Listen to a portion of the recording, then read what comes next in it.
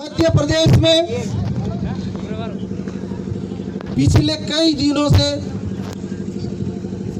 अंतिम पंक्ति में खड़े हमारे आदिवासी वर्ग के ऊपर, हमारे अनुसूचित जाति के ऊपर, प्रदेश के अल्पसंख्यक समुदायों के ऊपर, किसानों के ऊपर भारतीय जनता पार्टी की शिवराज सिंह चौहान सरकार ने बर्बरतापूर्वक अत्याचार किए हैं।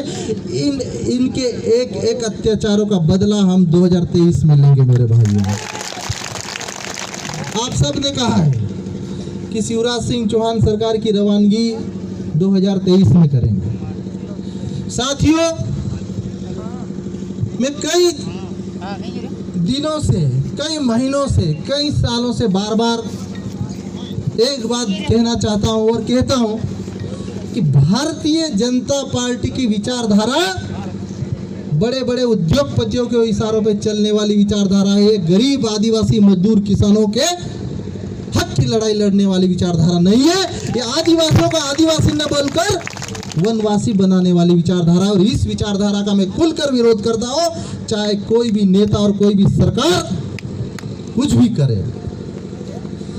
जब भी प्रदेश का आदिवासी अपने ऊपर हो रही बर्बरता के खिलाफ आवाज उठाने की कोशिश करता है, जब भी प्रदेश का आदिवासी अपनी संस्कृति, अपनी भाषा, अपनी रीति रिवाज और अपने संवैधानिक अधिकारों के प्रदेश की आदिवासियों को हक दिलाने की बात करता है, भारतीय जनता पार्टी की शिवराज सिंह चौहान सरकार धारा 144 लगाकर, और वो भी असंवैधानिक तरीके से धारा 144 लगाकर आदिवासियों की आवाज को दबाने और कुचलने का प्रयास करती है। जब किसी आदिवासी और जब हमारे आदिवासी समाज के बेटे कन्हैया भील के ऊपर उसको घसीट कर, उसको मॉब लिंचिंग कर, उसको सामूहिक रूप से उसको मार दिया गया, तो उसके ऊपर सिर्फ 304 धारा लगाई गई। और जहाँ धारा लगाना चाहिए वहां पर शिवराज सिंह चौहान सरकार की पुलिस अपराधियों को बचाने और उनको संरक्षण देने का काम करती है, और जहाँ धारा नहीं लगाना चाहिए वहां आदिवासियों को रोकने के लिए 144 धारा लगा रही है। लेकिन आप लोग मुझे बताओ कि धारा 144 अगर शिवराज सिंह चौहान सरकार लगाती है और आदिवासियों की हत्या करती रही तो आप चुप बैठ जाओगे क्या? आप अपने घरों में रहोगे क्या? बिल्कुल नहीं चुप बैठेंगे शिवराज मामा, और बिल्कुल हम घरों में नहीं बैठने वाले हैं। आपके हर जोर, जुल्म और टक्कर को हम लोग मिलकर लड़ेंगे, और आपको हर आपके जुल्म का जवाब देने के लिए मैदान में उतरने के लिए हम लोग तैयार हैं। जो मध्य प्रदेश सरकार की और मध्य प्रदेश सरकार के जो गृह मंत्री हैं, उन्होंने प्रदेश के आदिवासियों को रोकने के लिए, उनकी आवाज को दबाने के लिए स्पेशल जिला पुलिस अधीक्षक को स्पेशल निर्देशित किया हुआ है अप्रत्यक्ष रूप से कि जहां भी आदिवासी फंसे तो इनके ऊपर एक धाराएं नहीं 10-10, 15-15 धाराएं ठोक दो, इनको जेल में डालो, फौजी मुकदमे डालो, इनके साथ अपराधियों की तरह व्यवहार करो। लेकिन मध्य प्रदेश के पुलिस विभाग के समस्त अधिकारियों से मैं कहना चाहता हूं, डॉक्टर हीरा अलावा कहना चाहता है कि ये देश और ये प्रदेश ये भारतीय जनता पार्टी की विचारधारा से नहीं, भारतीय जनता पार्टी के दबाव से नहीं, ये प्रदेश और ये देश बाबा साहेब अम्बेडकर के संविधान से चल रहा है। ये सरकारें तो आती और जाती रहती है, और हमारे कई युवाओं ने आज घोषणा कर दी है कि 2023 में तो शिवराज मामा बैठना ही नहीं है, भारतीय जनता पार्टी बैठना ही नहीं है। तो मैं भी आप लोगों को पूरी तरह आश्वस्त कर रहा हूं, और आप लोग भी अपनी तरह आश्वस्त हो जाइए कि जिस शिवराज सिंह चौहान सरकार के राज में आदिवासी बेटियां 10-10 फीट गड्ढे में गाड़ी जा रही है, उस शिवराज सिंह चौहान सरकार को, उस शिवराज सिंह मामा को प्रदेश पर राज करने का कोई नैतिक अधिकार नहीं है। जिस शिवराज सिंह चौहान के राज में प्रदेश के आदिवासी बेटों को पिकअप से घसीट कर सामूहिक मॉब लिंचिंग कर दिया जाता है, उस प्रदेश के गृह मंत्री और उस प्रदेश के मुख्यमंत्री को अपने पद पर रहने का नैतिक अधिकार नहीं है। अगर आप खुद से नहीं जाओगे मामा, खुद से नहीं हटेगा, तो ये डॉक्टर हीरालाल अलावा गारंटी के साथ बोल रहा है 2023 में जबरदस्ती हटाएंगे हम लोग, घर बिठाएंगे हम। और 2023 में ना बीजेपी ना कांग्रेस, आदिवासी की सरकार बनाएंगे हम लोग। और उसके लिए आज ये हमारे युवा एक एक जिले से 700, 800, 1,000 किलोमीटर दूर चलकर आए हैं।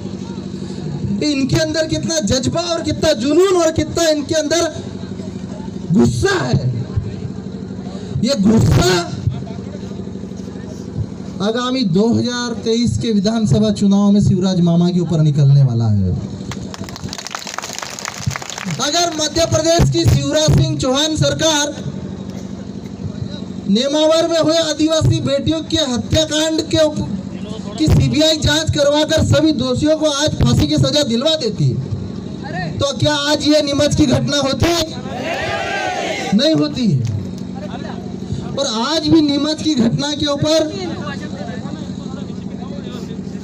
जिस प्रकार मामा शिवराज सिंह चौहान सरकार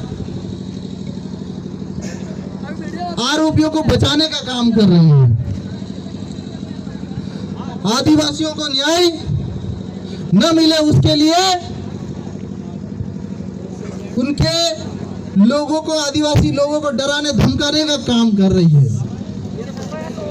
लेकिन ये बात भी ध्यान रखिए शिवराज मामा कि 2020 में जोड़ तोड़ करके गुणा भाग लगा के खरीद फरोख्त करके सरकार तो बना ली, लेकिन इस बात की भी आप लोग को मैं गारंटी देता हूं शिवराज मामा कि प्रदेश का एक एक आदिवासी कन्हैया भील के हत्या का आपसे 2023 में ये गद्दी हटा के बदला लेगा और आपकी रवानगी करेगा। मध्य प्रदेश और पूरे देश में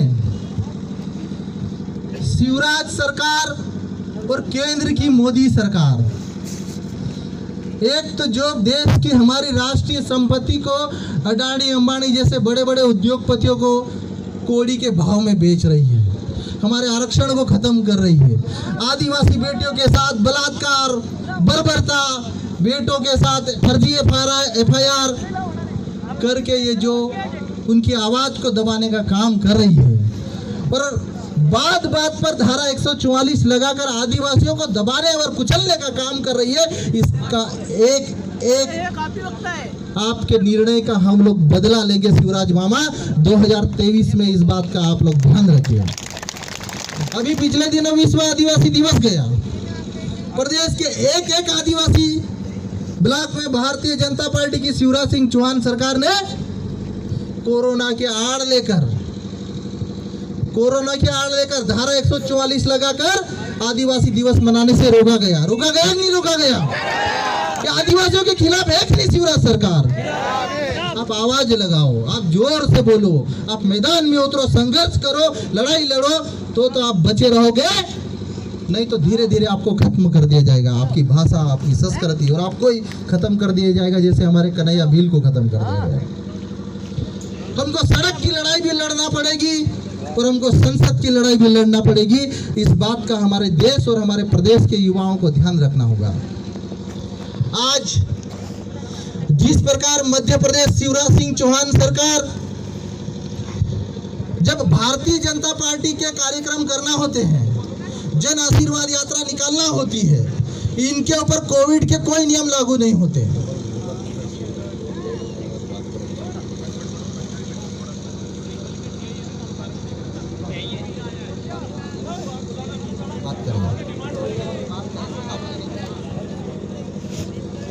तो मैं यह आप सभी से कहना चाहता हूं कि कन्हैया भील की जो हत्या हुई है और उस हत्या के लिए दोषी जो हत्यारे हैं, और इसमें 8 को आरोपी बनाए हैं कि पुलिस ने, लेकिन हमको आशंका है और इस गांव के लोगों को आशंका है और इस पीड़ित परिवार को आशंका है कि हत्यारे 8 से ज्यादा थे। इसकी दोबारा जांच होनी चाहिए और सभी आरोपियों के नाम नोटिफाई होनी चाहिए। कन्हैया भील के पीड़ित परिवार को कम से कम अभी प्रदेश सरकार ने सिर्फ 4 लाख देने की घोषणा करी है, दिया नहीं। पर शिवराज मामा को तो आप जानते हैं कि प्रदेश में नाम ही इनका घोषणावीर है। तो 4 लाख भी कब मिलेगा? आज उस परिवार की हालत क्या है आप और हम देख रहे हैं। कम से कम शिवराज मामा अगर थोड़ी भी आदिवासियों के प्रति और कन्हैया भील के परिवार के प्रति थोड़ी भी अगर आपका दिल है और थोड़ी भी आप में नैतिकता है, मुख्यमंत्री के पद की नैतिकता है, तो कम से कम इस पीड़ित परिवार को 2 करोड़ का मुआवजा देना चाहिए। पीड़ित परिवार के कम से कम 2 सदस्यों को कम से कम सरकारी नौकरी देनी चाहिए और पीड़ित परिवार को और इस गांव वालों को सुरक्षा के लिए कम से कम बड़दक गांव में एक अस्थायी पुलिस, स्थायी तो जब करना तब करना, मामा शिवराज सिंह चौहान सरकार, मामा शिवराज सिंह चौहान, लेकिन कम से कम अस्थायी पुलिस चौकी वहां पे स्थापित होनी चाहिए ताकि कन्हैया भील के गांव वाले और उसके परिवार के लोग कम से कम अपने आप को सुरक्षित महसूस कर सके। मैं आप सभी अलग अलग राज्यों से और खासकर हमारे चित्तौड़गढ़ एरिया और हमारे बांसवाड़ा, डूंगरपुर, प्रतापगढ़ से आसपास पधारे हो हमारे आदिवासी भाइयों से मैं यही कहना चाहता हूं कि हमको एकजुट होने की जरूरत है। पूरे प्रदेश और पूरे देश के आदिवासियों को एकजुट होकर अपनी आवाज बुलंद करने की जरूरत है,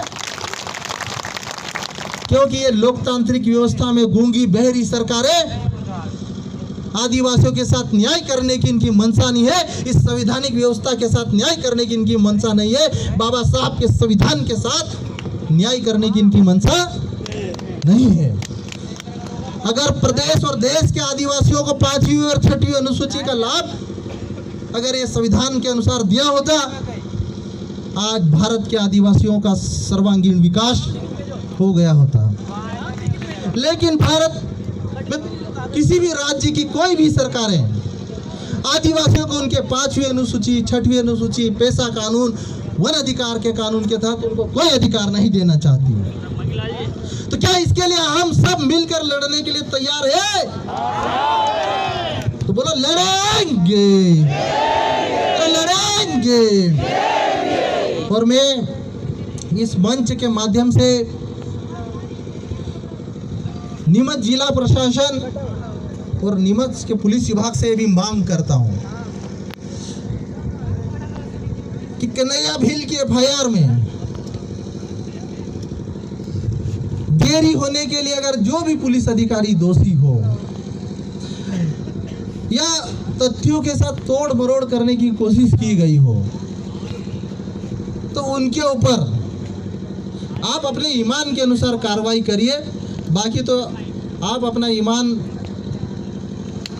के अनुसार कार्रवाई नहीं करोगे तो ईमान तो सबके पास है, ऊपर वाला भी ऊपर देख रहा है।